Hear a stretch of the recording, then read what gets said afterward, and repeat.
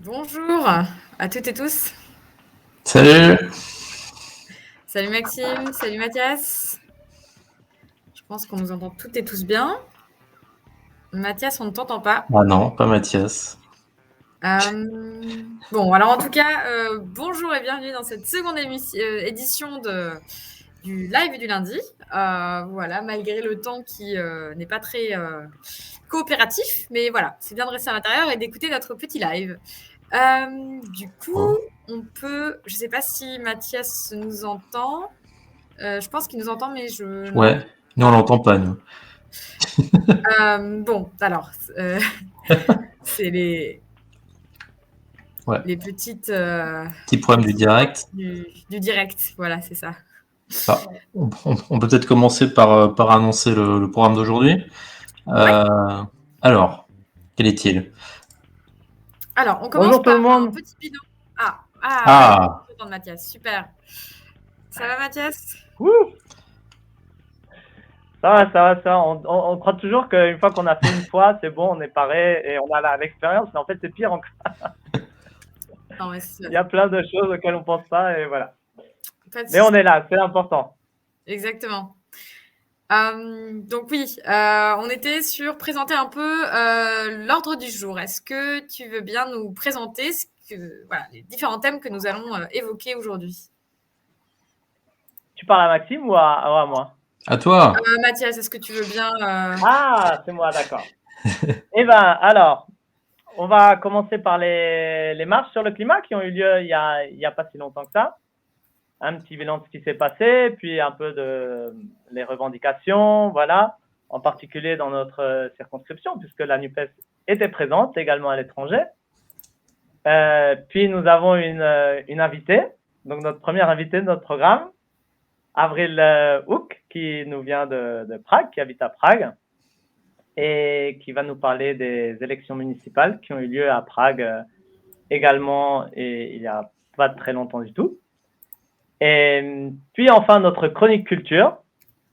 Attention, notre chronique culture qui cette fois-ci sera au milieu du programme.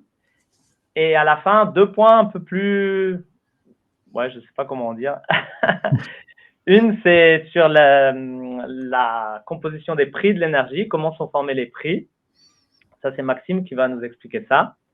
Et puis ensuite, on parlera de la taxe sur les super profits. On va faire aussi un petit horizon de notre circonscription, de l'Europe, et puis voir en France comment ils voient ça de leur côté. Voilà pour le programme d'aujourd'hui. Alors, est-ce que vous êtes prêts pour cette première petite partie? Eh ben, allons-y. Attention, on va lancer cette fois-ci un générique vidéo, c'est un peu nouveau. On va commencer avec la musique. Ah, pardon. Non, il faut que je partage mon écran aussi, c'est... Ouais, là, on n'était pas au point avec les vidéos, en fait. On a voulu innover avec les vidéos, puis on a eu des petits soucis, là. Bon. C'est ça l'innovation, c'est de tirer. Ça s'arrange. Alors, attendez.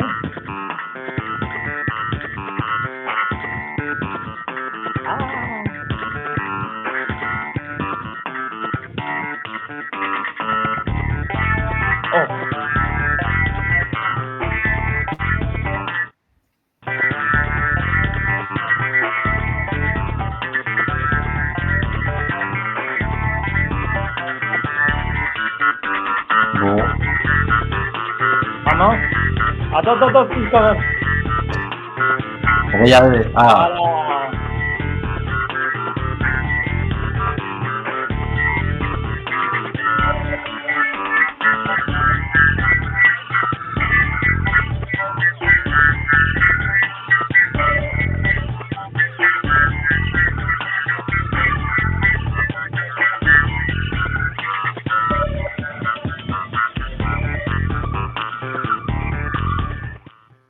Voilà, on voulait quand même vous prouver que la NUPES était là, même à l'étranger. Et oui, on est là. Alors, Asma, C'est marche pour le climat. Qu'est-ce qu'on peut en retenir? Ouais, bon, on a vu déjà là sur les quelques photos qu'il y a une mobilisation quand même assez conséquente de la NUPES, voilà, aux quatre coins de la circo. Donc ça fait vraiment plaisir à voir, parce que c'est pas seulement la mobilisation pour le climat, c'est aussi la mobilisation à côté des acteurs locaux. Et ça montre bien aussi que la NUPES a un ancrage local et coopère avec les différentes initiatives sur le terrain. Alors peut-être pour se remettre un peu dans le contexte, en Allemagne, il y a eu environ 300 villes qui ont organisé des manifestations, dont la plus grande était à Berlin avec 30 000 personnes. En Autriche, on a eu 20 000 personnes qui sont descendues dans la rue aussi pour revendiquer davantage de justice climatique. Et en Allemagne, ce qui ressort en fait dans les revendications, on va peut-être commencer par ça pour un retour en fait sur la mobilisation, c'est la sortie des énergies fossiles en termes global, mais aussi de manière plus concrète et plus chiffrée, les 100 milliards pour la protection sociale de l'environnement, c'est-à-dire lié à chaque fois fin du monde et fin du mois. Donc, c'est quelque chose qui devient de plus en plus audible sur la scène politique allemande, notamment via des systèmes comme et des mécanismes comme le non-euro-ticket, donc on a discuté la dernière fois, pour qu'il soit établi, je dirais, indéfiniment. Ce serait une des mesures en fait qui permettrait d'allier justice sociale et justice climatique. En Autriche, c'était davantage une mesure que nous avions dans l'avenir en commun, qui était la garantie énergétique de base, c'est-à-dire les premiers mètres cubes d'eau gratuits et les premiers échelons d'énergie et de gaz gratuits. Donc en fait, on voit bien que les thématiques, que ce soit énergétiques, que ce soit en France ou au-delà de la frontière, sont des thèmes qui sont de plus en plus importants et on fait le lien en fait de plus en plus souvent entre les thématiques sociales, les revendications sociales et l'obligation climatique qui nous force à agir en fait pour préserver nos ressources. Et ce qui m'intéressait aussi, c'est de voir quelle est la différence en fait entre les pays en termes d'urgence climatique, et ensuite quelle est la différence à l'intérieur même des pays, notamment là on va parler de notre circonscription, donc des pays européens qui sont relativement polluants, qui polluent de par leur mode de vie. Alors première petite devinette, Mathias, je peux t'inviter à la mettre dans le chat. Où se sont déroulés, parce que il y a la COP27 qui va se dérouler en Égypte dans quelques semaines, mais en amont, il y a différentes préparations à la discussion et aux négociations de ces COP prévues. Et donc, la petite devinette que j'avais, la première de ce soir, c'est où se sont déroulées les préparations de la prochaine COP27, sachant que ces préparations-là se sont déroulées lors d'un sommet qui a eu lieu dans notre circonscription. Donc, notre premier indice serait que c'est la ville de naissance de Beethoven. Voilà. Et le deuxième indice qu'on peut donner directement, c'est que c'est l'ancienne capitale donc, de la RFA. Alors, est-ce que je vois qu'Armoise nous a envoyé un petit message.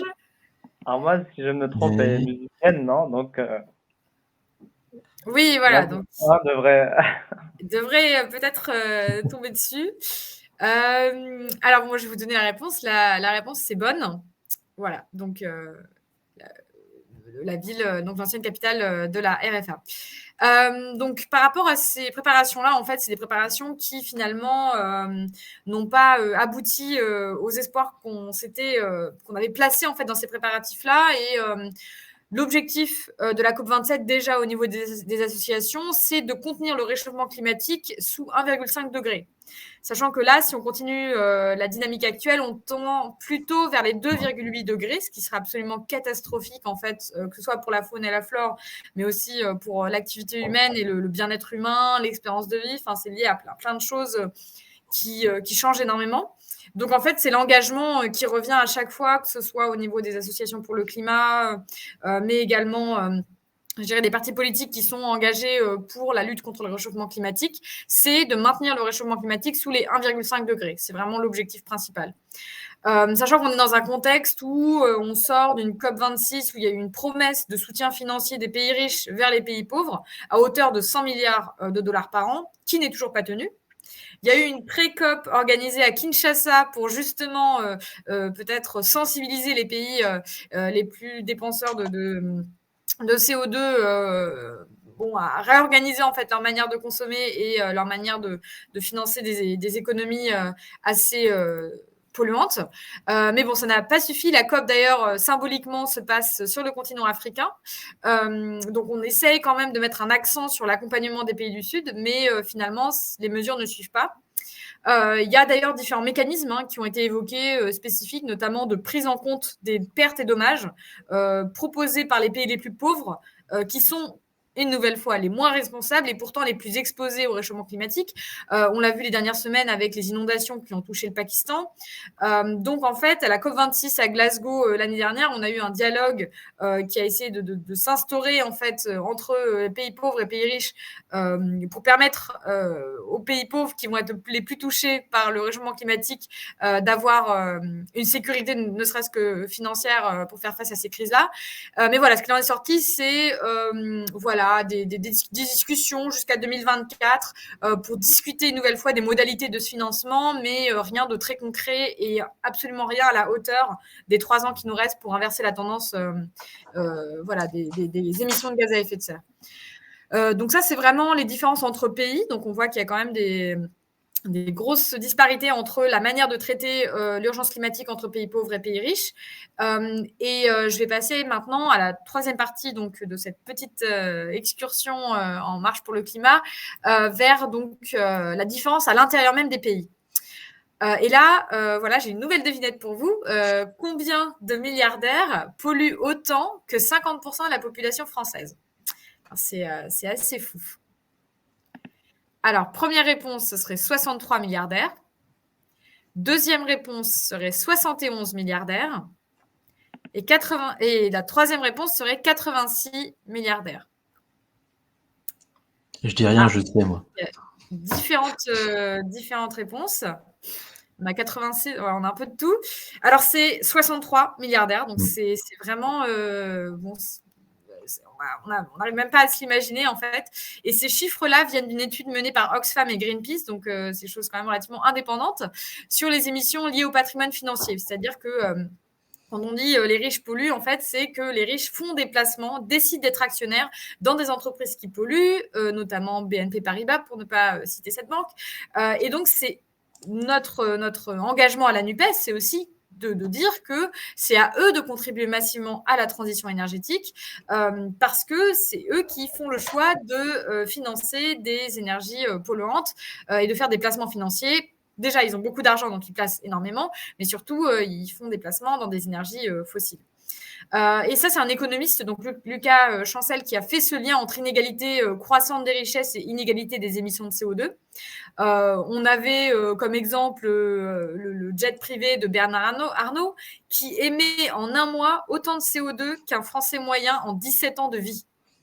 C'est quand même assez incroyable. Et là, je vois que dans le chat, oui, mangeons les riches, ça économiserait du CO2. Mais voilà, donc c'est quand même assez fou ces chiffres.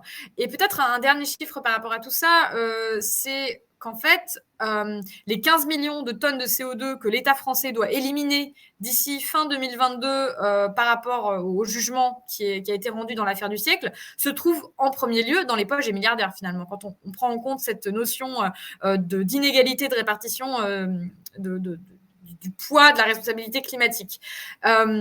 C'est d'ailleurs pour cela que différents partis, mais également des ONG, donc au niveau par exemple politique, on a la France Insoumise qui avait dans son programme la notion d'impôt sur la fortune climatique, qui vise spécifiquement les placements dans des énergies qui ne sont pas vertes.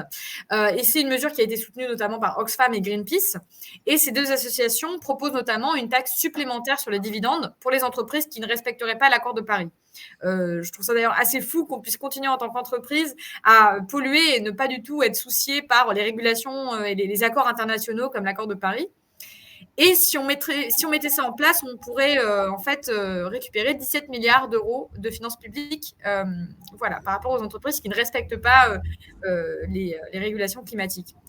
Donc tout ça en fait amène aussi les partis politiques à agir. Je parlais notamment de l'impôt climatique. On a notamment aussi une rédaction la rédaction d'une proposition de loi pour interdire les jets privés qui avait été entérinée par ELV, qui a été ensuite soutenue notamment par la LFI au sein de la NUPES à l'Assemblée nationale. Et ça viserait à interdire la circulation des jets privés. Alors bien sûr, ça ne concerne pas tout ce qui est sécurité nationale, jets privés militaires ou également évacuation sanitaire. Et donc d'un côté, on aurait cette interdiction, et d'un autre côté, on aurait une reconversion des salariés du secteur dans des secteurs qui pollueraient moins, et ça permettrait aussi de ne laisser personne sur le carreau et de pouvoir avoir une bifurcation écologique qui crée également de l'emploi. Voilà. J'ai fini avec ma petite partie et je suis ravie de passer la parole à Maxime pour interviewer notre invité de ce soir, Avril Hook, sur les élections en République tchèque.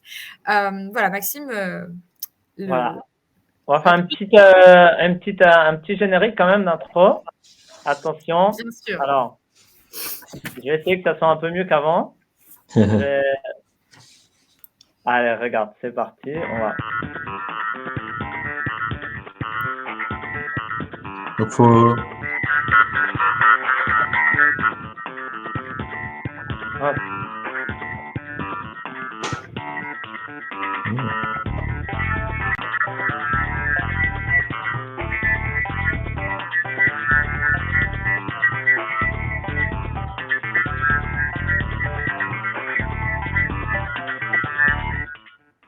Et donc, salut Avril. Salut. Ça va? Vous m'entendez? Vous me voyez? Oui, on t'entend, on te voit. Est-ce que toi, tu nous entends? Oui. Super. Donc, bienvenue. Ça va? Bah oui, ça va. Alors, on te reçoit ce soir. À la base, c'était principalement pour parler donc des élections municipales qui sont tenues à Prague. Donc, c'était les 23 et 24 septembre. Mais on s'est dit que ce serait aussi un petit peu l'occasion que tu nous parles un peu plus spécialement de la République tchèque et de Prague, et notamment de l'organisation de la NUPES à Prague. Donc déjà, on peut peut-être commencer par là. Peut-être tu peux nous dire quelques mots sur toi et quelques mots sur la façon dont la NUPES s'est organisée à Prague. Ouais, carrément. Du coup, moi, je m'appelle Avril. Ça fait 3 ans que je suis en République tchèque. Je travaille à l'Académie des sciences tchèques à l'Institut de sociologie en tant qu'assistante de recherche sur des projets européens, sur les questions d'égalité femmes-hommes et de violences sexistes et sexuelles dans le milieu académique. Et notre petit groupe, on est une petite dizaine à être actifs à Prague. Et on a des personnes qui sont ici depuis moins d'1 an, et autant que des personnes qui sont installées en République tchèque depuis plus de 20 ans. Du coup, on a des personnes de différents backgrounds. C'est aussi multigénérationnel. Il y a certaines personnes qui sont encartées à la France Insoumise, il me semble aussi au PS, mais on est pas mal aussi à ne pas être encartés du tout.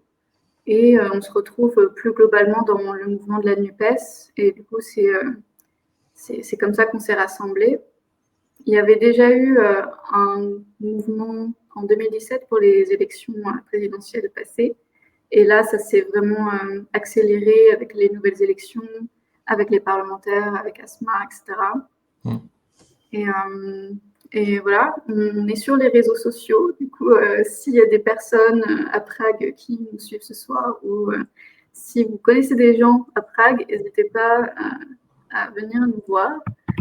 On va essayer d'organiser au moins un événement avant la fin de l'année, une sorte de ciné-débat, mais voilà, ça reste à se définir. Super. Très bien. Donc, voilà, s'il y a des gens sur Prague, maintenant vous savez qu'il y a un groupe NUPES qui est là, et n'hésitez pas donc à contacter Avril si vous avez envie de le rejoindre.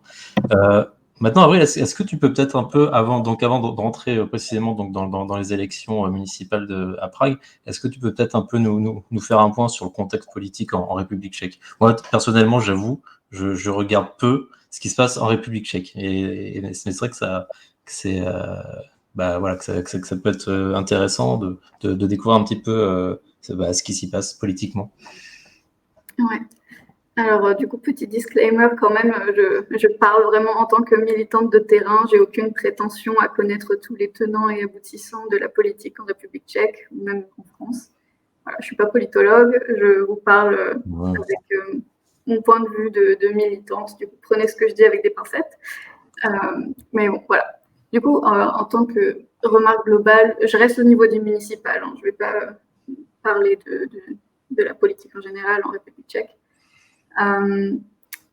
Du coup, en 2018, c'était les précédentes élections municipales et aucun parti n'avait reçu de majorité. Du coup, ça s'était réparti entre plusieurs partis / coalitions. Et il faut savoir que pour les municipales en République tchèque, on vote à la fois pour le conseil municipal de Prague et pour les conseils municipaux de chaque arrondissement. Et il y a une quinzaine d'arrondissements. D'accord. Comme à Paris. Ouais, c'est ça. Et du coup, pour le conseil municipal de Paris, Pardon. il y avait 14 sièges qui avaient été gagnés par la coalition Spolu. C'était une coalition de partis conservatistes avec une orientation libérale, dont les chrétiens démocrates. Il y avait 13 sièges pour le parti des pirates, plutôt de gauche, mais quand même avec un penchant libéral. 13 sièges aussi pour Praha Sobě, qui sont dans une orientation libérale, aussi un peu progressiste. Ensuite, 12 sièges pour le parti de Babiš, Ano, l'ancien Premier ministre tchèque qui est impliqué dans des affaires de corruption, tout ça. Ça vous dit peut-être quelque chose. Du coup, ce parti est plutôt de droite, populiste. Et enfin, il y avait 4 sièges pour le Parti libéral des maires indépendants. Et du coup, ça, c'était en 2018. Et il faut savoir que pour gagner des sièges, il faut avoir au moins 5% du vote sur tout Prague. Et il y a 3 partis qui n'avaient pas reçu ces 5%. C'était les sociodémocrates, qui avaient eu 3%, un peu moins de 3%. Et à l'époque, c'était peut-être un équivalent du Parti socialiste avant la NUPES. Et les Verts s'étaient présentés aussi et avaient reçu un peu moins de 2%. Et enfin, le parti d'extrême droite SPD avait reçu 3,5%. Du coup, ça, c'est le contexte dans lequel nous, on est arrivés petit à petit en 2022. Okay. En 2022, du coup, il y a eu une nouvelle coalition de partis de gauche. Et c'était la première fois que ça arrivait. Et du coup, c'était entre les sociodémocrates et les Verts.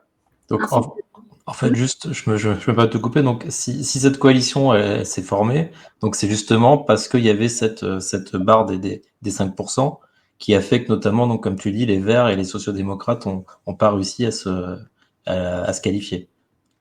Alors, je pense que c'est une des raisons où ils se sont dit si on s'allie, peut-être que ça nous donnera plus de chance. Et de ce que j'ai pu lire et de discuter avec les personnes de cette coalition, qui s'appelle du coup Solidarité, il y avait une envie en fait aussi de joindre les forces. Et il y avait aussi 2 autres petits partis de gauche qui se sont ajoutés. Du coup, en tout, c'est 4 partis. Et c'est là que nous, la NUPES à Prague, on entre en scène, si je puis dire. On s'est mis en contact avec eux. Ils nous ont expliqué le fonctionnement des municipales en République tchèque. Et là, on s'est rendu compte en fait que les Français et Françaises qui vivent à Prague peuvent voter. Et moi, je n'étais pas du tout au courant. Ça fait 3 ans que je vis ici. Les gens, certains des collègues qui sont là depuis 20 ans, ils ne savaient pas non plus. Du coup, on s'est dit, il faut qu'on fasse une campagne de sensibilisation. Et on a fait ça en 2 temps. On a fait une campagne de sensibilisation générale non partisane sur les réseaux sociaux.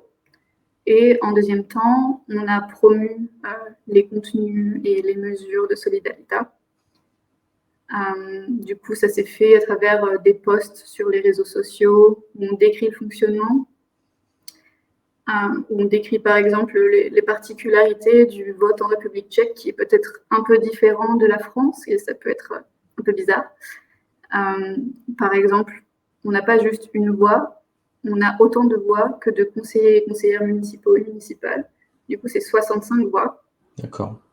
Et on peut utiliser ces voix de manière différente. Premièrement, on peut choisir le parti ou la coalition et on coche, on fait une grande croix sur le parti et on donne donc toutes nos voix à ce parti. Ensuite, deuxième possibilité, on donne nos 65 voix à 65 individus différents qui peuvent être de différents partis. Et enfin, troisième possibilité, on coche le parti, mais on donne quelques voix à des individus d'autres partis et ces voix-là, du coup, elles seront perdues au parti coché. Et pour moi, ça, c'était nouveau. Du coup, c'était aussi intéressant de voir que ça existe comme ça, c'est d'autres manières de voter. Et surtout, on a fait pas mal de communication sur le fait que les étrangers peuvent voter. Ce n'est pas tous les étrangers, c'est tout citoyen ou citoyenne européenne de plus de 18 ans qui a une résidence temporaire ou permanente en République tchèque. Et ça, il y a peu de personnes qui le savent, même parmi les employés de mairie. Des fois, c'était un peu compliqué. On a eu quelques témoignages de personnes qui sont allées s'inscrire sur les listes électorales et qui sont vues refuser. Et il fallait du coup prouver que non, on peut. Et finalement, ça s'est toujours bien terminé. Et on a aussi fait des petites vidéos de témoignages pour montrer que quand même, c'était assez facile de s'inscrire sur les listes électorales. Qu'en général, ça prend 5 minutes max. Et du coup, c'était pour essayer de combattre un peu la peur du côté administratif. Ouais, ouais. Non, c'est bien de faire ça et c'est vrai que c'est important de rappeler hein, que c'est pas que République tchèque, mais que normalement, en tant que Français, dans n'importe quel pays, enfin, quand on réside dans n'importe quel pays de l'Union européenne, on peut voter aux élections municipales et européennes. Si je me trompe pas, c'est les deux élections auxquelles on peut voter à l'étranger. Moi, je sais qu'en Allemagne, par exemple, on nous a directement envoyé les cartes d'électeurs, enfin les outils pour voter à la maison. Donc ça simplifie les choses aussi. Mais malheureusement, c'est vrai qu'apparemment, c'est pas pareil dans tous les pays. Oui, c'est clair. On a aussi essayé d'interpeller l'ambassade de Prague, l'ambassade de France à Prague, et on n'a reçu aucune information officielle de leur part. Du coup, ça dépend vraiment des pays et je pense qu'on va essayer de pousser un peu pour qu'il y ait une information systématique en fait sur ces questions-là parce que c'est un droit, du coup, qu'on puisse s'impliquer. Et du coup, pour en revenir à la campagne, le deuxième temps, du coup, c'était de promouvoir Solidarita. On a relayé et traduit des posts et on a aussi rencontré la tête de liste, Anna Shabatova, qui est une sorte de défenseuse des droits. C'est un peu l'équivalent ombudsperson. Et on a fait une vidéo avec elle où elle a parlé en français et elle nous a expliqué très brièvement les grandes mesures de Solidarita. Et du coup, ça s'est orienté vers essayer d'avoir plus de logements abordables et décents pour les étudiants, étudiantes, pour les jeunes, pour les familles, de réduire les émissions de gaz à effet de serre dans la ville, d'essayer de préparer la ville aux effets du changement climatique. C'était vraiment centré sur des questions écologiques et sociales, de soutenir les transports en commun et de prolonger l'usage du métro jusqu'à 1h du matin, aider à réduire le coût de l'énergie, avoir des soins psychologiques disponibles partout, et notamment dans les écoles, parce que normalement, il y a une loi en République tchèque qui fait qu'il devrait y avoir une aide psychologique dans chaque école, mais c'est toujours pas mis en place. Du coup, c'est mettre un accent là-dessus. Et aussi de donner accès à des produits menstruels gratuits dans les espaces publics et les écoles. Et enfin, d'avoir une infrastructure plus adaptée aux cyclistes et aux piétons. Et du coup, comment on finance tout ça? C'est toujours la question. Leur idée, en fait, leur grande idée, c'était d'utiliser les dividendes des grandes entreprises d'énergie. Et il me semble que c'est une sorte de taxe sur les super profits. En temps de crise, ces super profits seraient utilisés pour financer ces actions-là. Du coup, c'est avec une perspective de redistribution des richesses. Je crois qu'on verra, qu'on aura toute une partie sur les super profits à la fin. Et donc, on a déjà un exemple de comment on peut concrètement les utiliser. Petit clin d'œil. Donc. Et voilà. Maintenant, peut-être les résultats. Et alors, avant de passer aux résultats, peut-être rapidement, vous, donc concrètement, vos actions, comment est-ce que vous avez fait en tant que Français pour vous intégrer là-dedans, pour les soutenir? Alors, certains d'entre nous, on connaissait aussi personnellement certaines des personnes de cette coalition. Du coup, ça a permis de faire des liens assez facilement. Et ça a été juste des rencontres, s'accorder sur comment on peut les aider, qu'est-ce qui serait le plus efficace, etc. Et du coup, faire une campagne en ligne, c'était très efficace. Enfin, très efficace, je ne sais pas en fait. Mais le truc quand même, c'était que la plupart de la campagne, il y a eu l'été. Et Solidarita s'est formée 4 mois avant les élections. Du coup, c'était 1 mois, puis les 2 mois d'été, et enfin les 3 semaines de septembre, où là, ils ont été hyper intenses. Mais du coup, ça n'a pas donné beaucoup de temps pour nous pour faire des actions en personne, par exemple. On aurait aimé aller sur les marchés, faire peut-être un rassemblement, mais on n'a pas eu le temps. Du coup, on s'est concentré sur les réseaux sociaux. Et voilà, c'est ce qu'on a pu faire. D'accord, ce qui est déjà pas mal. Ouais. Ça prend du temps, n'empêche les réseaux sociaux, du coup. Ouais, c'est vrai. Moi, c'est pour ça que j'y vais pas. Trop de temps. Bon, et alors donc, les résultats? Les résultats, très décevants. Ah, zut. Ouais. J'ai pas regardé les résultats pour avoir la surprise, pour me laisser la surprise jusqu'au bout. Bon. Ouais. Malheureusement, Solidarita a reçu seulement 2%. Un tout petit peu plus de 2%. Les plus pessimistes s'y attendaient, parmi les gens que je connais de Solidarita. Les plus optimistes s'attendaient peut-être à 5-7%. Du coup, on part de loin quand même. C'est une première coalition de gauche, la gauche avec des pensées un peu anticapitalistes en République tchèque, c'est un peu compliqué, pour le dire simplement. Et du coup, il y a quand même eu 6 partis et coalitions qui ont reçu le minimum des 5%. Et du coup, je ne sais pas si ça vous intéresse d'avoir vraiment le nombre de sièges par parti. Peut-être une, comment dire, un rapport de force qui se dessine? Ouais, on va dire qu'il y a quand même un renforcement des partis de droite conservateurs et on a l'entrée au conseil municipal du parti d'extrême droite qui a reçu assez de votes pour avoir 3 sièges quand même sur 65. Les pirates sont restés au même niveau, mais c'est surtout le parti qui est au pouvoir actuellement qui a gagné plus de sièges, ainsi que le parti de Babiš. Du coup, voilà, c'est pas forcément réjouissant. Ouais, c'est sûr, mais est-ce que vous avez un début d'explication? Pourquoi est-ce que la gauche est aussi faible à Prague et peut-être en République tchèque? Ouais. Je dirais que Solidarita, là, c'était un peu la première fois où on avait vraiment une perspective de redistribution des richesses. Par exemple, le parti des sociodémocrates, il faut savoir quand même que c'est le parti du président actuel qui est loin d'être un progressiste, plutôt une personne réac, je dirais même. Et petit à petit, il y a les jeunes du parti qui essayent de redessiner, de remettre le socialisme au sein de ce parti. Ouais, ça me fait penser un peu à la NUPES finalement et au Parti socialiste actuellement, où ils essayent de se redorer le blason un petit peu.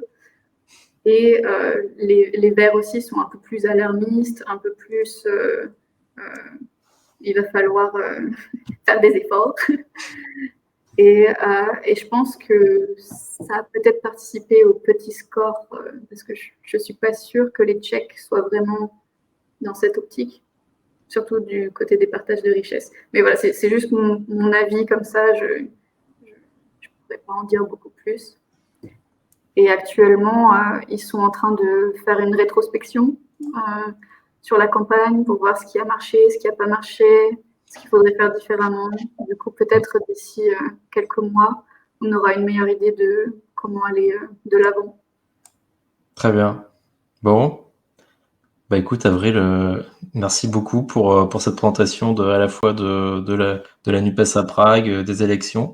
Donc on est un peu déçu par le résultat, forcément, mais on espère que ce n'est que le début, que les jeunes dont tu parles vont réussir à rénover la social-démocratie et donc que Solidarita fera des meilleurs scores dans l'avenir. Ouais. Voilà. J'espère la même chose. Et surtout on espère te revoir ou revoir des gens de Prague, puisque je pense que vous avez d'autres choses à nous raconter aussi dans l'avenir. Probablement. Merci beaucoup. On dit rien pour l'instant. Merci beaucoup, Avril. Salut. Ça fait du bien d'entendre autre chose que l'Allemagne, non? Merci, Avril. Au revoir. Salut. Salut, merci.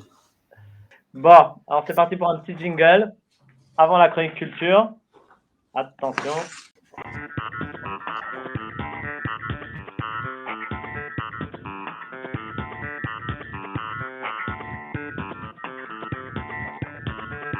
Et voilà. Voilà. Bon, je viens de voir que mon truc, en fait, l'écriture était inversée. Bah oui. Ah oui, c'est vrai que tu as un souci de miroir, toi. Voilà. Alors, cette fois-ci, c'est moi qui m'y colle pour la chronique culture. J'ai commencé par une petite devinette auditive, en espérant que la technique fonctionne un peu mieux. Je vais partager un audio. Et la devinette, ça va être de découvrir, en fait, en quelle langue est cette chanson, donc, qui est une langue qui, dans notre circonscription, a à voir, on va dire, avec notre circonscription. C'est un peu compliqué à tout gérer. Hein. Voilà, alors, petite devinette, écoutez bien, c'est parti.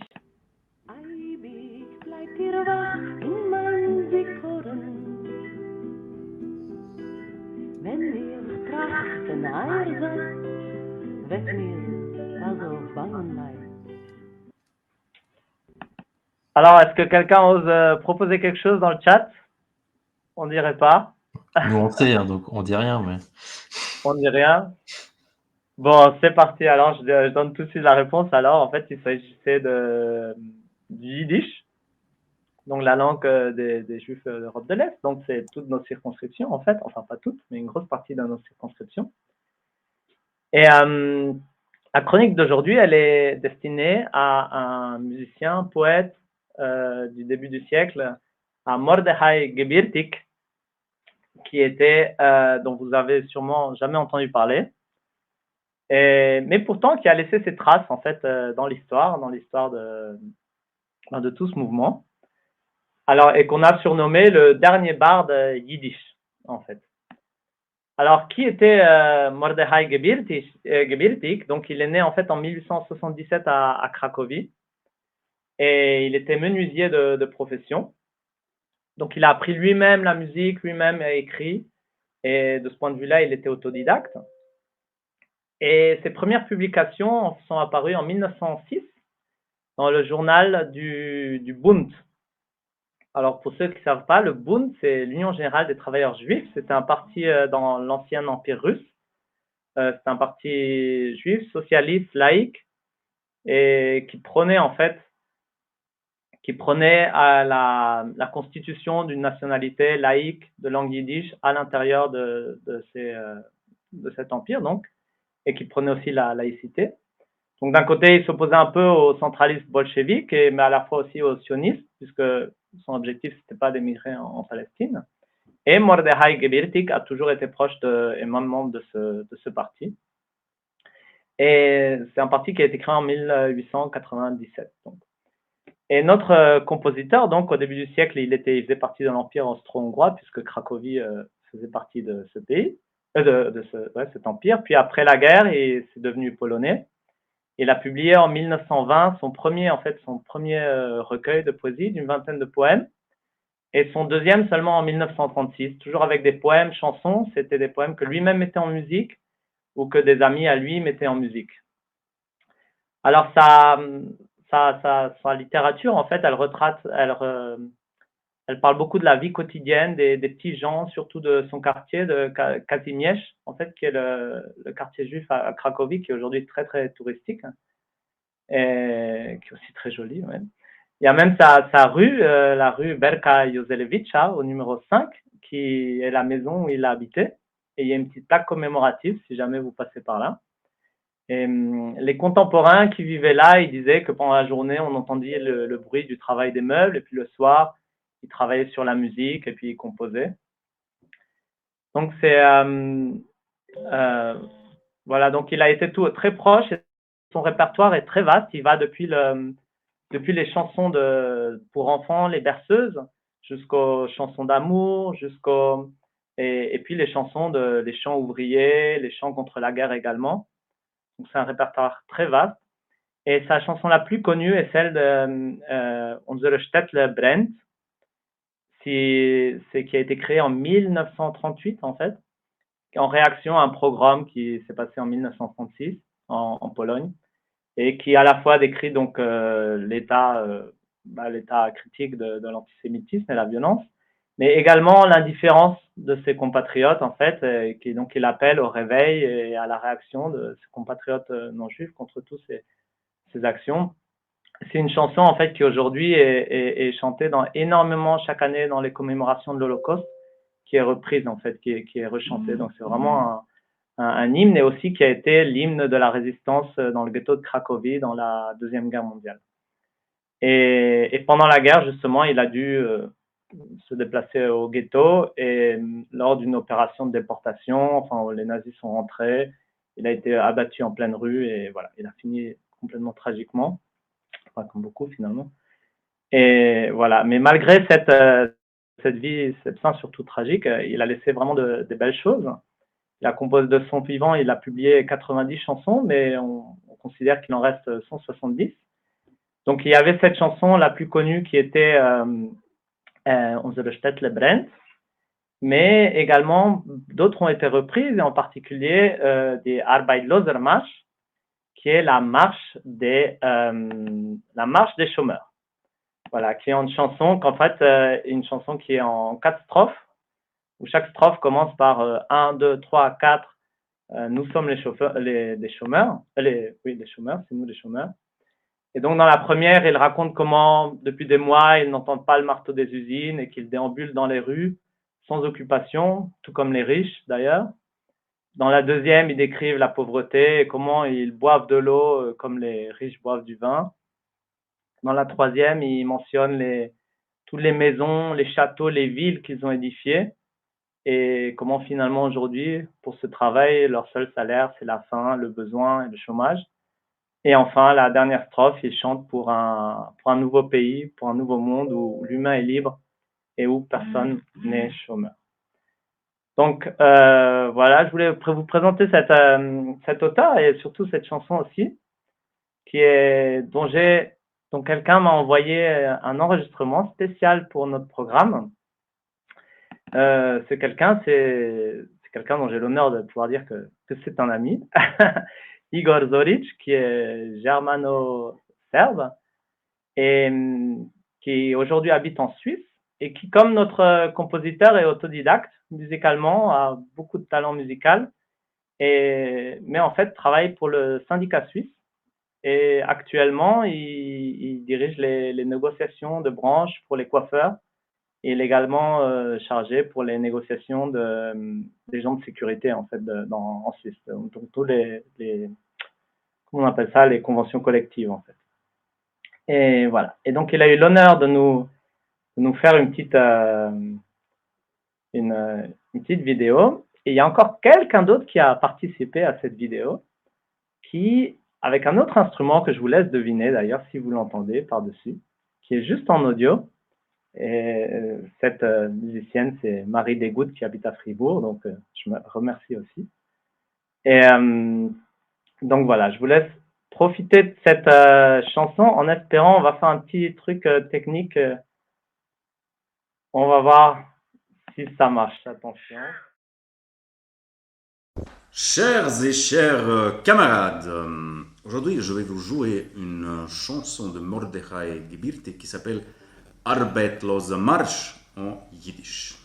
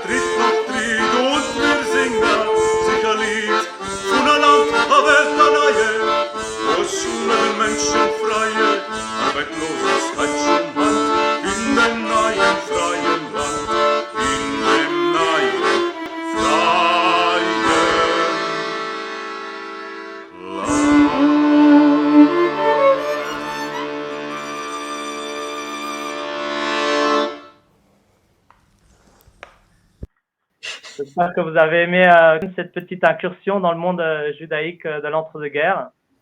Et puis en plus, ça fait une petite pique actuelle, puisque vous avez suivi en France, il y a un petit débat entre la gauche qui travaille et la gauche des allocs. Donc finalement, c'est pas depuis aujourd'hui que la gauche c'est la même pour tout le monde, c'est depuis 100 ans, puisque les chômeurs faisaient déjà partie. Déjà à l'époque faisait partie du monde du travail, était considéré comme ça, et on le voit à travers cette marche. Ouais. Merci beaucoup en tout cas, moi je la connaissais pas du tout cette chanson, c'est une belle découverte. Ouais, merci beaucoup Mathias. Alors on peut peut-être passer à la partie 5, c'est-à-dire Maxime, une petite explication sur le prix d'énergie sur le marché. Oh là, c'est compliqué hein. Enfin, je crois qu'on veut nous faire croire que c'est compliqué. Allez, vas-y, on fait un petit jingle en attendant. Un petit jingle quand même. C'est ça. Un petit jingle. Alors, préparez vous avez préparé vos papiers là? C'est bon. Je prépare ma musique. Attention, c'est bientôt parti.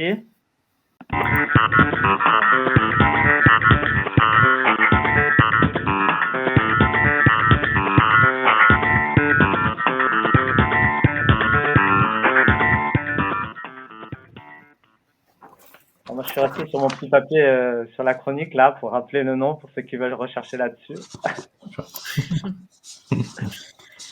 Alors Maxime, bon. c'est parti. Alors, le prix de l'énergie. Donc, vous avez, donc c'est vrai que c'est le problème actuel dont on parle énormément. Donc déjà, c'est pas une chronique hein, pour nier qu'il y a aujourd'hui donc les événements en Russie et que certains événements ponctuels font que les prix augmentent. Donc, ce qu'il faut dire, c'est que déjà, il y a le prix du gaz. Donc, on va le voir qui définit en partie le prix de l'énergie, qui s'est envolé en 2021 à cause de l'augmentation de la demande, plus aussi donc d'activités de spéculation, ce qui a fait donc que les prix de marché se sont envolés. Ce qu'il faut voir aussi, c'est que alors, attendez, je recherche. C'est que les prix en fait, les prix sur le marché explosent encore davantage aujourd'hui. Et donc, comme il y a toujours un an de décalage, ça annonce des prix encore plus importants pour l'année prochaine. Donc, bien sûr, il y a la question aussi de la guerre en Ukraine qui fait qu'il y a une incertitude sur les marchés, qu'il y a la peur de manquer de gaz. Il y a d'autres facteurs, comme par exemple le fait qu'il y ait des gazoducs en maintenance dans le nord de l'Europe, qu'il y ait des centrales nucléaires à l'arrêt en France pour maintenance. Et donc, il y a tout simplement le risque de manquer d'électricité cet hiver, et qui pourrait conduire à ce qu'on demande à des industriels de réduire leur activité, et ce qui ferait qu'on serait obligé de les rémunérer en contrepartie. Et donc, le marché intègre ça. Donc voilà. Donc ça c'est pour voilà des circonstances, donc voilà, des circonstances actuelles qui peuvent faire qu'il y ait une augmentation des coûts. Mais le problème, c'est que les coûts, ils augmentent pas qu'aujourd'hui, ça fait déjà quelques années qu'ils augmentent. Et donc, ce qu'on va voir, c'est qu'en fait, il y a aussi une question structurelle. Donc, c'est-à-dire que l'augmentation n'est pas que passagère, mais qu'elle est structurelle. Alors déjà, on peut commencer par une petite question que je vais vous mettre dans le chat, et donc qui est la suivante. Donc, de combien les coûts de production de l'énergie ont-ils augmenté en France en 2021? Et donc, il y a trois solutions. Est-ce que c'est de 4%, de 14% ou de 24%? Voilà, donc je vous laisse y répondre et je vais vous donner de toute façon la réponse au cours de la chronique. Alors, on va commencer par un petit rappel historique. Donc, en 1946, il y a la loi de nationalisation qui est portée par les communistes et qui fait qu'on va regrouper plus de 1200 sociétés privées au sein d'EDF, donc qui vont être nationalisées. Il y a déjà à l'époque l'idée qu'il faut bâtir l'indépendance énergétique de la France et on lance des projets hydrauliques. L'autre étape, ça va être en 73-74, où devant la hausse des prix du pétrole, qui vont augmenter de 400% en 4 mois, on va donc créer le parc nucléaire. Là, toujours pour renforcer notre indépendance énergétique. Dans les années 90, c'est là où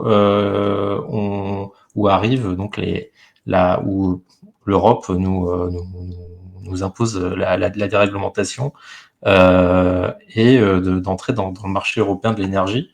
Et donc c'est là que globalement on abandonne donc ce principe d'indépendance énergétique et même tout simplement la notion de service public. Et donc en fait sur le marché européen de l'énergie, les prix sont annexés. Donc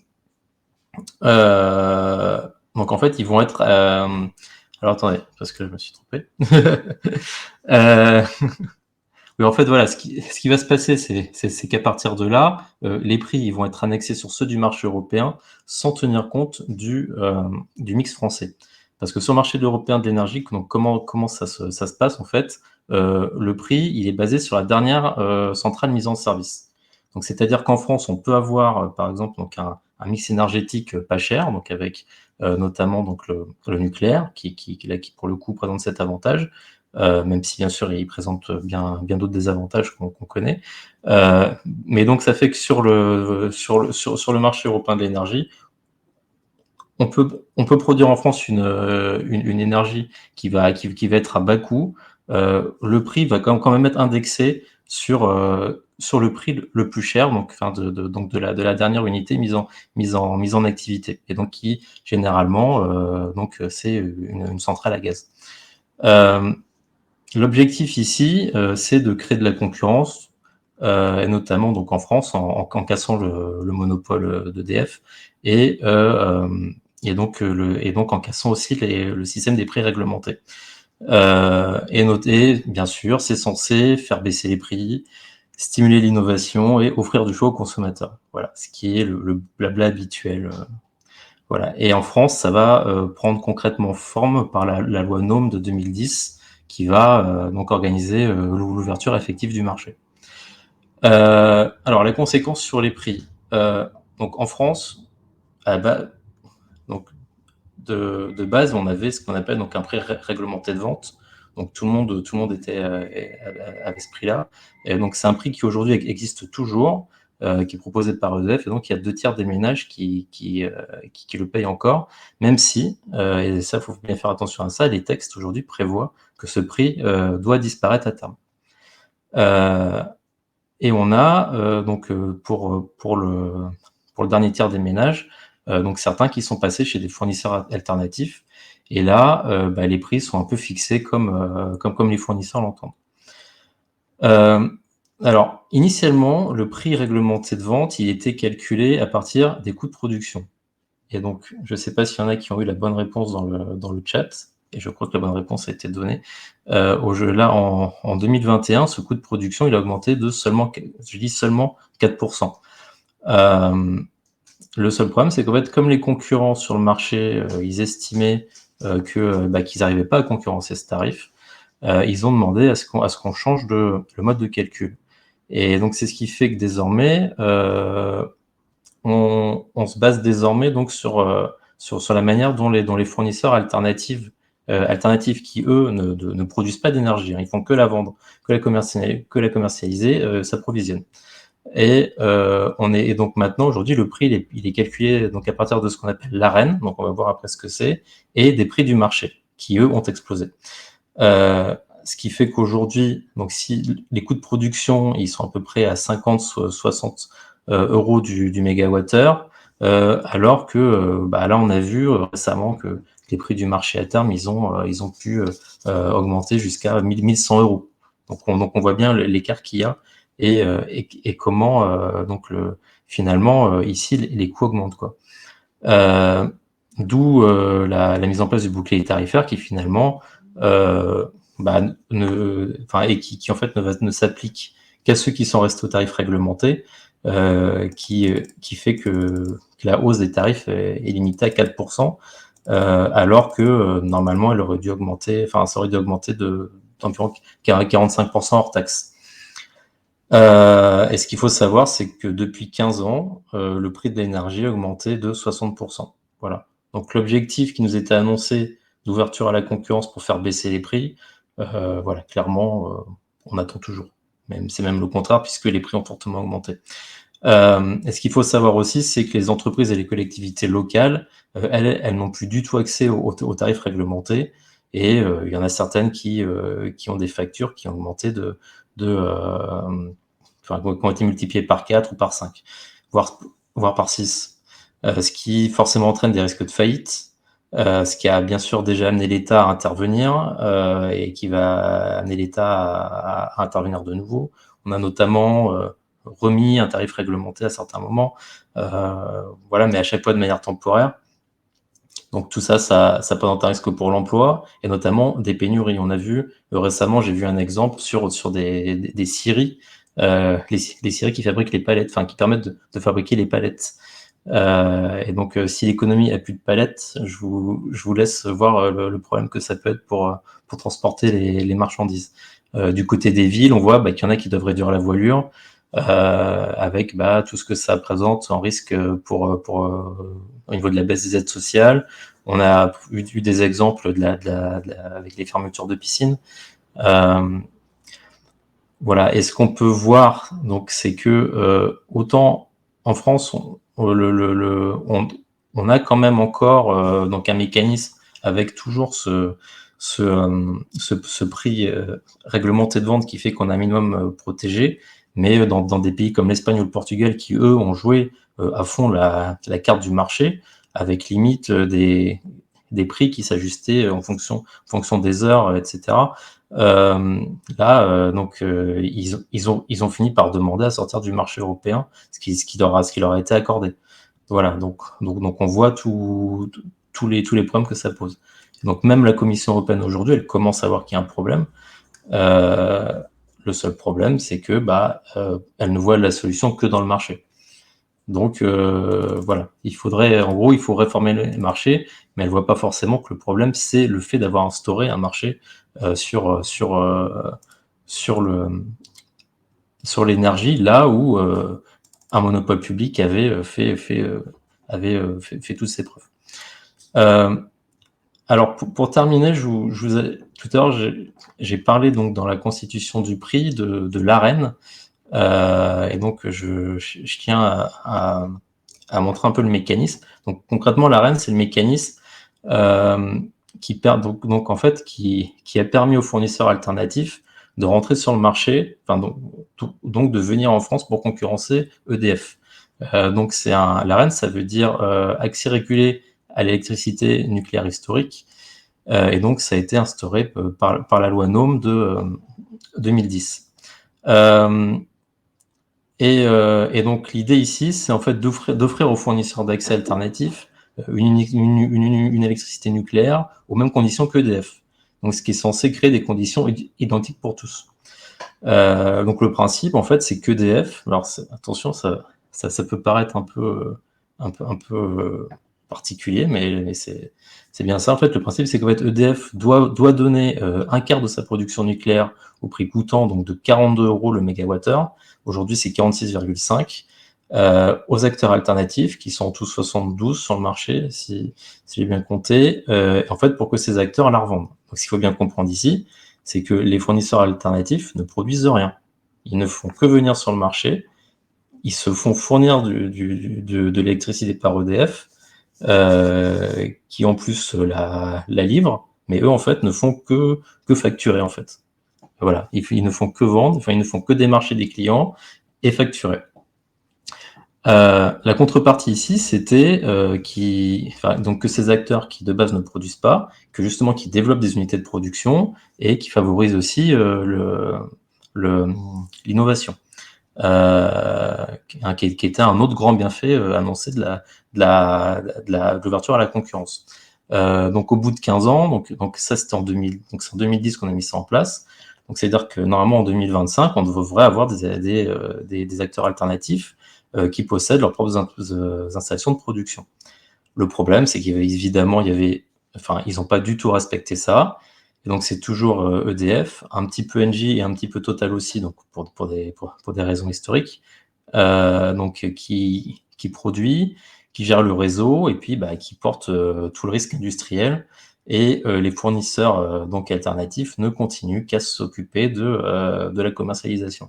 Donc comme on dit, ils mettent juste leur logo sur la facture et c'est aux Français de payer. Finalement, ce qu'on voit ici, c'est qu'en fait, ils ont fait qu'empocher les profits sur le dos d'EDF. Et donc, ce qui était toujours, ce qui était annoncé par l'ouverture à la concurrence, donc qui était censé permettre aux Français d'avoir davantage de choix, finalement il n'y a pas, puisque c'est toujours l'électricité d'EDF qui est vendue, et on n'a pas vu d'innovation non plus. il y a des associations de consommateurs qui en fait disent que la seule innovation qu'on a vue, c'est des techniques de démarchage agressif. En fait, et voilà, donc ça, c'est le tableau global qui déjà peut être peut-être un petit peu agaçant. Et et donc il y a aussi deux autres choses, donc deux autres événements auxquels on peut aussi mentionner. En fait, ce qui s'est passé, c'est que par exemple, pendant la crise du Covid, il y a les prix du marché qui sont tombés à 21 €. Donc avec les prix à Rennes qui eux étaient toujours à 42 €. Et donc les fournisseurs alternatifs qui toutes les années avant avaient déjà profité des prix bon marché d'EDF, là pour le coup ils se sont sentis lésés, donc ils ont demandé à ne plus payer le prix de 42 € d'EDF et à pouvoir uniquement s'approvisionner sur le marché, donc à 21 €. Donc en fait on voit que là en fait ils sont vraiment gagnants dans tous les cas. Quand le prix de marché est supérieur à 42 €, ils se fournissent à 42 € auprès d'EDF. Quand ça tombe sous 42 €, ils vont se fournir sur le marché. Et aujourd'hui, en fait, pour soi-disant jouer aussi le jeu du bouclier tarifaire, parce qu'on l'a dit, hein, le bouclier tarifaire normalement, c'est que pour les Français qui sont encore au prix réglementé. Il y a certains acteurs alternatifs qui ont dit, nous on peut quand même essayer de proposer des prix qui restent faibles, mais dans ces cas-là, ce qu'on veut, c'est que vous nous donniez 20 TWh en plus d'AREN, donc par rapport aux 100 TWh initiaux auxquels ils ont droit. Et donc ça leur a été accordé, et en fait, ce qu'on remarque, c'est déjà que le bouclier tarifaire, il n'est pas appliqué. Enfin, en fait, ils ont pas forcément joué le jeu d'appliquer des prix bas, mais aussi et surtout, c'est qu'à ce moment-là, EDF avait déjà vendu toute son énergie. Donc EDF a dû aller s'approvisionner sur les marchés, où le prix là était à plus de 250 € pour le revendre aux fournisseurs alternatifs au prix à Rennes, qui à ce moment-là était de 46,5 €. Et ce qui a engendré pour EDF une perte de 8 milliards d'euros. Et petite cerise sur le gâteau, c'est que devant l'explosion des prix aujourd'hui, devant le fait qu'ils réussissent pas donc à offrir aux consommateurs des prix convenables, il y a certains opérateurs qui renvoient leurs clients chez EDF, qui leur disent on n'est plus en capacité de vous offrir un prix convenable, donc retournez chez EDF. Et ce qu'ils font, c'est qu'en fait, l'énergie à Rennes qu'ils ont eu à bon marché, et ils vont la revendre sur le marché, sur le marché libre. Voilà. Et le pire dans tout ça, c'est qu'à la limite, c'est peut-être c'est que le mécanisme, aussi odieux qu'il soit, et malgré le fait qu'il constitue un réel pillage d'EDF et donc de l'État, puisque c'est comme l'État français est comme actionnaire d'EDF à 85%, je crois. C'est quand même un mécanisme qui a peut-être au moins permis de limiter un minimum la hausse des prix en France. Mais c'est évidemment quelque chose qui peut pas durer. Alors Maxime, merci beaucoup pour cette explication. On devient tous des experts maintenant dans les crises. On commence à tous rentrer dans les plus grands détails de plein de mécanismes assez complexes. Ouais, ça va, c'était assez clair parce que Ouais, après on va pareil, hein, on va se reprendre le replay aussi tranquillement. On va de nouveau tranquillement voir ça. Mais je pense que c'est bien aussi d'avoir justement tout le passif en fait et ce que tu as rappelé avec l'histoire derrière tout ça et l'historique derrière, parce qu'en fait c'est vrai que sur les plateaux de télé on n'a pas en fait toute cette connaissance là, et donc on a peut-être aussi des a priori sur la manière dont sont faites les régulations actuelles, et tout est lié donc c'est avec la destruction du service public, les entreprises qui ont été privatisées, tout ça. Donc merci beaucoup en tout cas de nous avoir donné cet historique très enrichissant. Rien. Et on passe à la dernière partie, qui a un peu à voir avec celle-là, non? Puisqu'il s'agit des profits, en particulier des profits des entreprises sur l'énergie. On fait un petit jingle? Allez. Ça marche. Vous êtes prêts? Attention. C'est parti.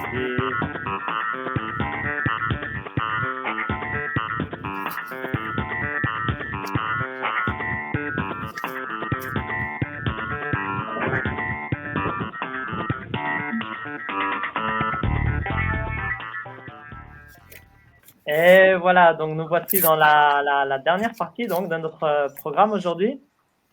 La partie un peu plus, entre guillemets, théorique, on va dire. Je vais essayer de faire court. Hein. Alors, c'est quoi déjà un super profit, puisque notre ami Bruno Le Maire ne sait pas. Déjà, apparemment, pendant la Première Guerre mondiale, on en parlait. Et le principe, c'est simplement qu'en fait, c'est un bénéfice qui est fait par une entreprise dû à une situation exceptionnelle, en fait, qui n'est pas dû à une innovation de l'entreprise, à quelque chose qu'elle a créé, simplement presque un effet d'aubaine pour elle qui n'a rien à voir avec elle. Donc, tout à coup, elle a des bénéfices exceptionnels, et ce qui est exactement le cas maintenant. Et pour revenir à la Première Guerre mondiale, Aristide Briand, en 1916, avait instauré également une contribution extraordinaire sur les bénéfices de guerre pour les entreprises d'armement. Et pas seulement dans notre pays, mais dans d'autres pays du conflit également, il y avait eu ces taxes exceptionnelles. Donc, c'est rien d'exceptionnel, on va dire. C'est rien de nouveau non plus. Et actuellement, les bénéfices explosent. Hein, je veux dire, tant Total que BP, Shell ont tous annoncé des bénéfices records. La plupart, en général, même en un semestre, ils ont fait autant de bénéfices que durant toute l'année 2021, qui elle-même à la fois a été une année exceptionnelle.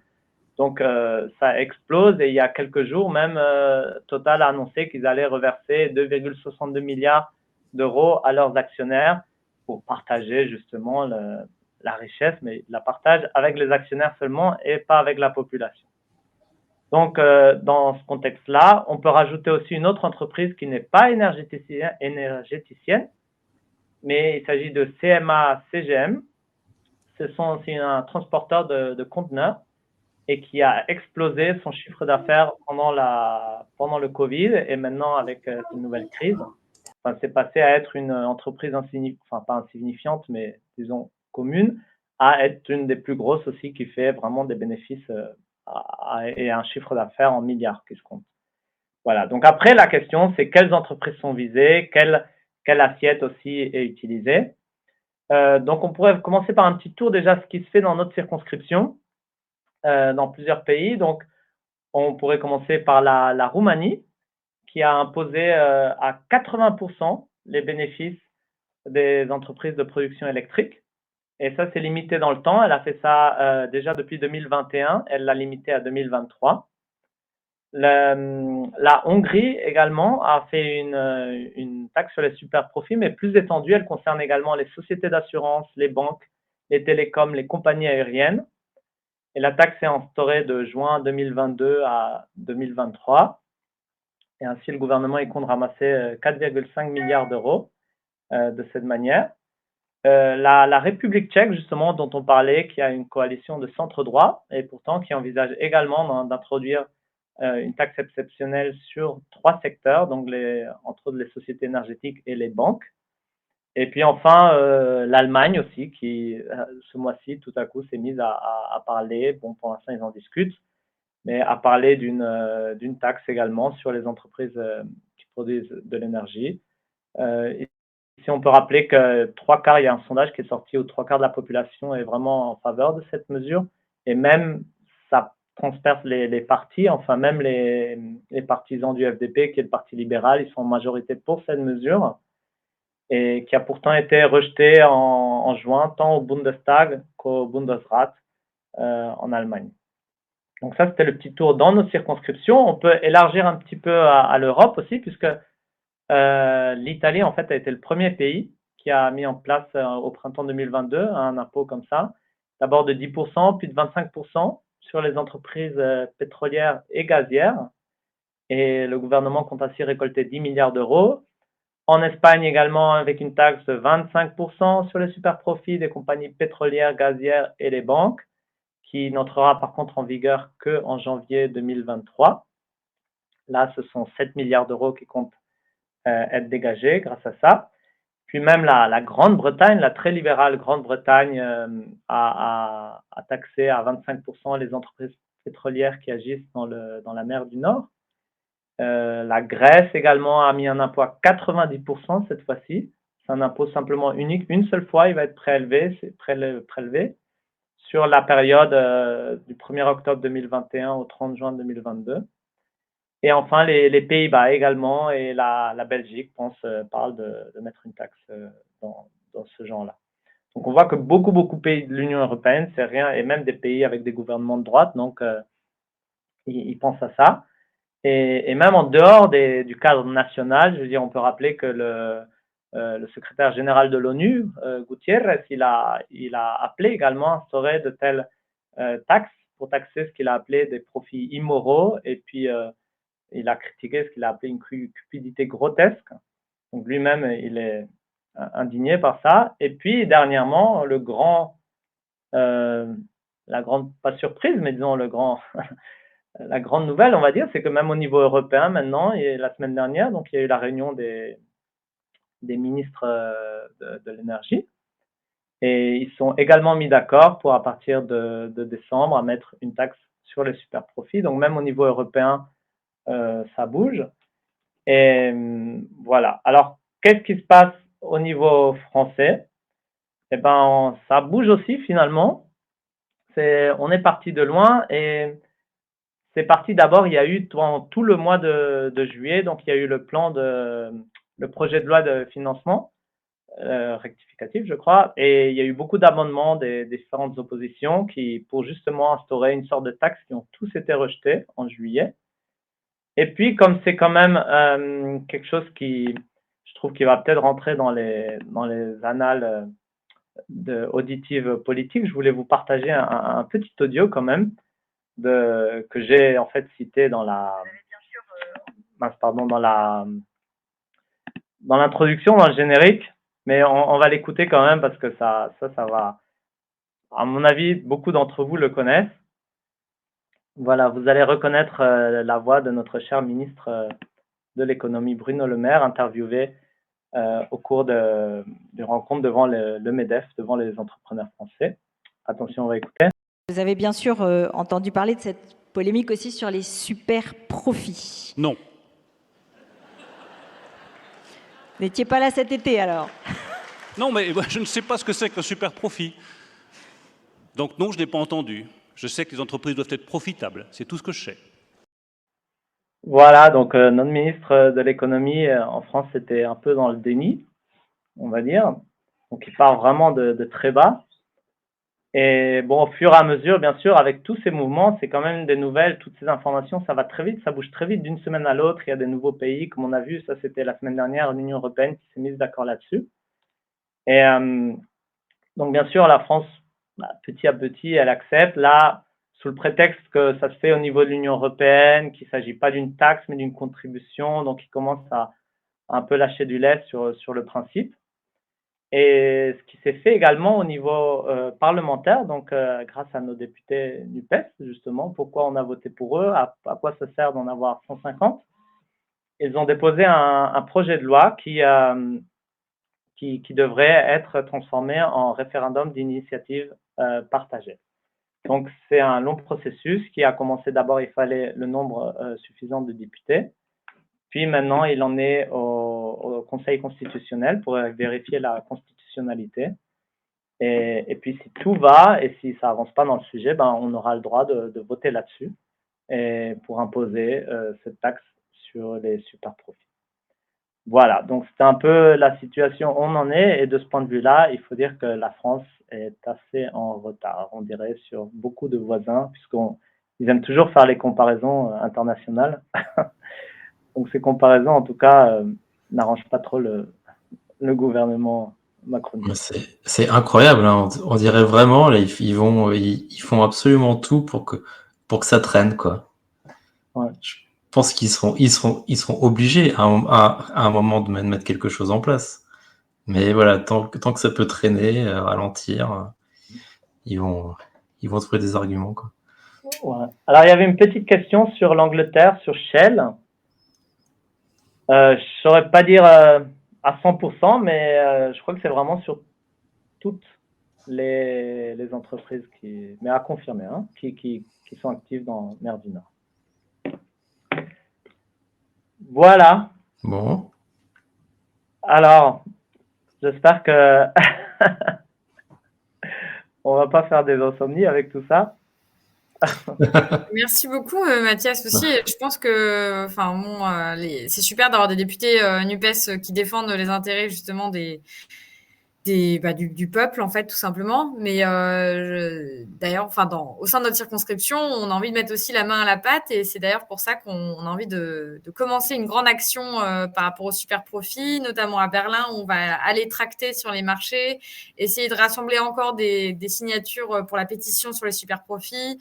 Voilà, donc ça bouge pas mal sur la circo. N'hésitez aussi vraiment pas à demander sur nos réseaux si vous pouvez avoir d'autres informations pour créer vous-même un événement, parce qu'on peut tous participer et toutes participer au mouvement. Et je pense que ça viendra à la fois à l'Assemblée nationale, enfin, il faut que ce soit quelque chose de massif, quoi, à la fois à l'Assemblée nationale, à la fois dans la rue, nous, en tant que militants et militantes.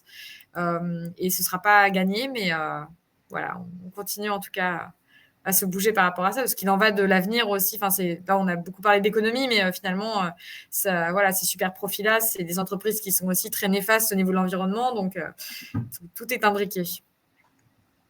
Exactement. Bon, eh ben, on est arrivé à la fin de notre programme aujourd'hui, donc, hein, et on en a déjà un très bientôt. C'est ça, donc le prochain, c'est le 17 octobre, et on aura le plaisir d'accueillir la sénatrice, une des sénatrices en tout cas des Français établis hors de France, Eloane Koné-Mouré, qui va pouvoir nous expliquer aussi un petit peu en quoi consiste sa mission, et parce que c'est vrai que ça peut nous paraître un peu indirect ou un peu loin, et puis en tant que Français de l'étranger, on n'est pas forcément alerte aussi sur tout ce qui se passe, toutes les instances qui peuvent nous représenter. Donc voilà, on trouvait que c'était assez intéressant d'en savoir plus tout simplement sur cette mission-là de sénateurs et sénatrices des Français de l'étranger. Et puis n'hésitez pas à nous donner vos questions d'ailleurs au préalable, comme ça on pourra lui poser également. Super. Voilà. Super. Et merci à toutes et tous en tout cas de nous avoir suivis. Et puis donc à très bientôt dans 2 semaines, non? Voilà, bonne semaine. À dans 2 semaines. À dans 2 semaines. Salut. Allez, salut. Un petit jingle pour dire au revoir. Petit jingle. Bon, moi j'en ai pas beaucoup, hein.